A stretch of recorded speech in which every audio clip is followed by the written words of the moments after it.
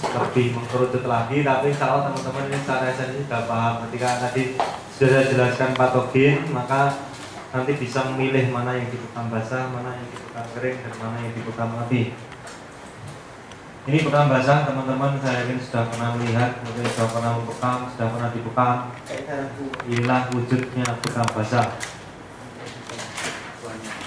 Saya tidak tahu ini kepalanya siapa. Mungkin maaf kalau mungkin ada yang di sini pernah ke foto. Ini Pak, gambar saya Pak ya.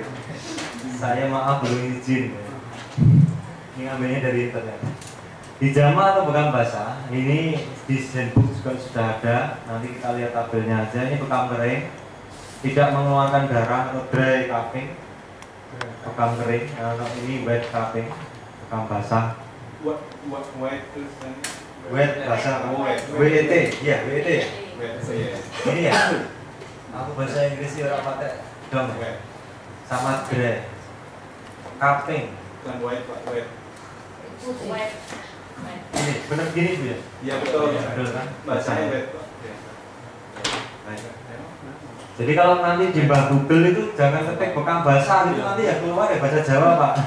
Maksudnya ilmu Indonesia yang keren itu gini Pak. Nah, itu nanti keluar jurnal-jurnal, keluar gini praktisi-praktisi kedokteran. Biasanya itu praktisinya emang praktisi ke arah TCM, ada yang TCM, ada yang model yang di Mesir itu ada dokter siapa itu yang dia juga pakai bekam. Mesir juga termasuk kayaknya penelitian bekam juga banyak.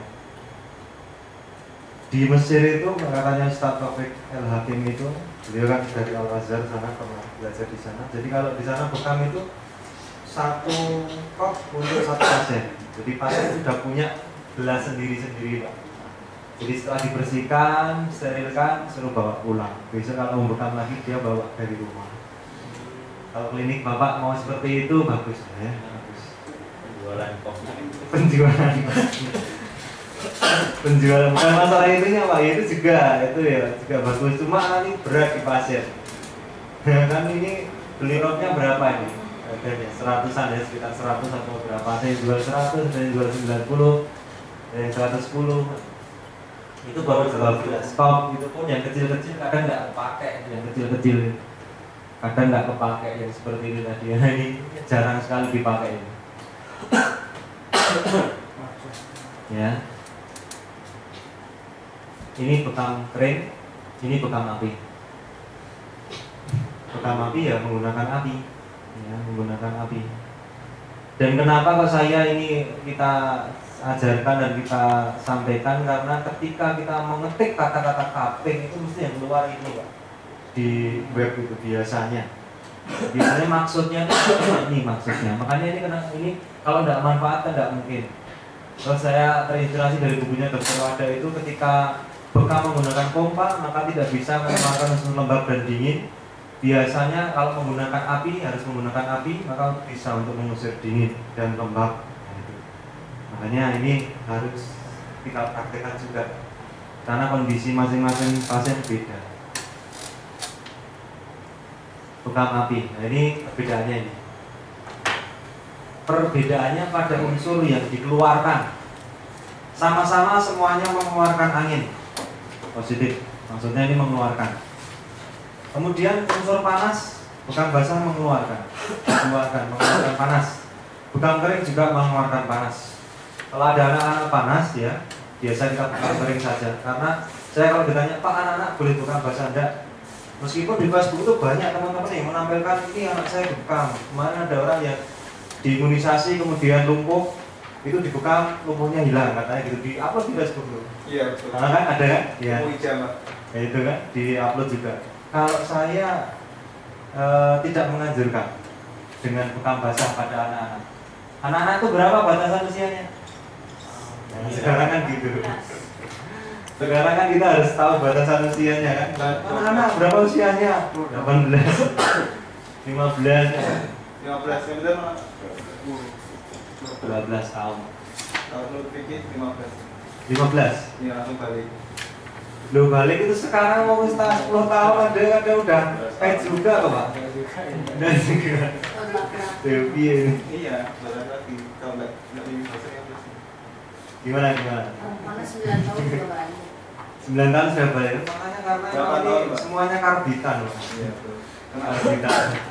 Karena memang sekarang memang zamannya berubah. Sekarang sudah tidak lugu lagi kan. Kalau dulu anak-anak main gendong-gendongan biasa kan itu usia SMP kan. Sekarang ya boro-boro gendong-gendongan gitu. Ya. Sudah ini kan. Ya. Nah ini nanti terkait dengan kenapa? Karena usia anak-anak menurut tadi buku, karena saya buku pediatri baru bisa baca yang di Indonesia. Menurut kedokteran tradisional Cina di buku pediatri dikatakan teknik pengeluaran darah dilarang dilakukan pada anak-anak karena anak-anak ini masanya untuk menumbuh, baru tumbuh darah itu, menumbuhkan darah. Belum ada racunnya. Nah, belum ada racunnya. Nah itu gitu. Jadi kalau saya ditanya anak-anak boleh dibuka bahasa enggak, saya jawabnya tidak bukan bahasa. Meskipun dia panas bukan kering saja, atau teknik-teknik yang lainnya. Ya, wallahualam ini kalau karena memang belum ada penelitian, belum ada ini apa siapa yang menjadi panutan kan itu. Ketika kita dulu narasumber di ABI itu kumpul, teman-teman semuanya kumpul menyamakan persepsi susah. Kemudian Dr. Zainul Akbar mengatakan ya karena kita itu belum ada siapa yang kita anut. Profesor kita itu siapa gitu. Sehingga mazhabnya sendiri-sendiri dalam menganggap bekam. Ya, nanti kalau ada prof siapa, profesor, doktor siapa bekam itu jadi ahli di bekam, itu baru mungkin teman-teman baru satu merujuk ke sebuah kurikulum yang sama. Sekarang itu bekam pandangannya macam-macam, Pak. Beda-beda. Ada yang bekam dari iridologi, ada yang bekam dari apalah telapak tangan atau apa. Monggo silakan. Makanya kalau kita memang dasarnya ke arah banyak ke arah PCM-nya dan itu baru. Jadi ketika ini bekam kering pun juga mengeluarkan panas. Bekam basah apalagi ya. Kemudian darah hanya dikeluarkan oleh bekam basah, bekam kering tidak. Maka untuk kasus panas yang dia itu kekurangan darah atau kekurangan yin, maka dilakukan bekam kering saja. Itu maksudnya. Tahunya kekurangan cairan dari mana ya kemarin sudah kita bicarakan. Unsur api itu dikeluarkan oleh bekam basah. Bekam kering juga bisa mengeluarkan unsur api. Tapi kalau unsur api yang wujudnya sudah benar-benar memang wujud, contoh seperti bisul, ya, odunen, karbunkel, furunkel, abses dan sebagainya itu ya bagusnya dengan bekam basah dan melihat absesnya. Kalau dalam ya tidak bisa dengan bekam basah ya. Itu juga bisa mengeluarkan unsur api, bisul-bisul, jerawat-jerawat yang tipe panas, yang bernanah-bernanah, dipencet sakit. Kalau komedo dan sebagainya itu bagus dengan bekam basah. Kemudian energi ini dua-duanya ini mengeluarkan energi. Kalau yang ini tidak, karena dia memberikan efek mengeluarkan angin tapi memberikan penghangatan. Dan bedanya di sini, Pak. Kalau bekam api nanti mengeluarkan lembab dan dingin sama angin. Berarti angin dingin, angin lembab dikeluarkan dengan bekam api. Begitu aja, ya. Oke, paham? Paham, kita lanjutkan. Catatan. Untuk kasus dingin defisien berarti apa, Pak? Dingin defisien yang si yangnya kurang. Yang si. Untuk kasus dingin defisien maka kurang efektif menggunakan bekam api. Dingin defisien itu kan tidak ada pasukin dingin, tidak ada AC, tidak ada apa-apa, dia kedinginan sendiri, maka dilakukan dengan dan herbal penambah yak.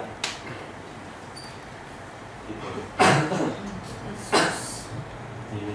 Jadi contoh kasus dingin defisien itu biasanya banyak terjadi di ibu-ibu karena ibu-ibu cenderung yin atau mbak-mbak. Biasanya sering dysmenorrhea. Kalau head sakit sekali. Saya pernah kejadian waktu bimbing diskusi di kedokteran itu ada mahasiswi yang dysmenorrhea. Ini suatu gimana? Saya suruh hamil. Gimana? Orang hamil. Hamil apanya? Kalau lemas, hamil macam-macam itu bisa termasuk kekurangan yang juga. Ya dilihat. Kalau kurang nutrisi misalnya, muntah-muntah terus. Dilihat lidahnya, dilihat nadinya, dilihat lagi. Yang si itu bagaimana? Kembali ke mahasiswa tadi, ya, saya suruh ngasih botol air panas. Di mana? Di bawah pusar. Pusar bisa termasuk bawahnya. Ya alhamdulillah sangat-sangat berkurang sekali. Contoh itu analgetik, Pak. Jadi kalau kita berpikir analgetik, lihat simbolnya dulu. Jadi untuk menghilangkan nyeri itu dengan apapun bisa, tergantung kondisi yang mendasari. Oke, sampai di sini. Mungkin ada yang tanya herbal penambah yang di buku insya Allah sudah ada. Penambah yang. Enggak, batu soda enggak penambah yang. Penambah ji. Beda antara penambah yang dengan penambah ji. Maka saya tulis di yarbi.com kan moksa tidak nambah energi, tapi nambah ya. Kan gini loh Pak, kalau yang itu kan terbentuk dari energi. Kan gini.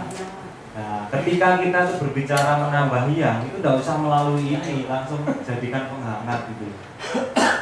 Nah, gitu. Kalau kita pakai ramuan yang penambah energi dulu, dia tidak cepat hangat Pak, kesuwen terlalu lama. Ceritanya tuh gitu. Jadi sendiri-sendiri ada herbal yang tonik ya, ada yang herbal tonik ji. Makanya kan herbal itu reaksinya cepat sekali kalau tepat. Ya. Jadi ini ada herbal tonik yang, ada tonik ji, beda sendiri-sendiri. Ceritanya seperti itu.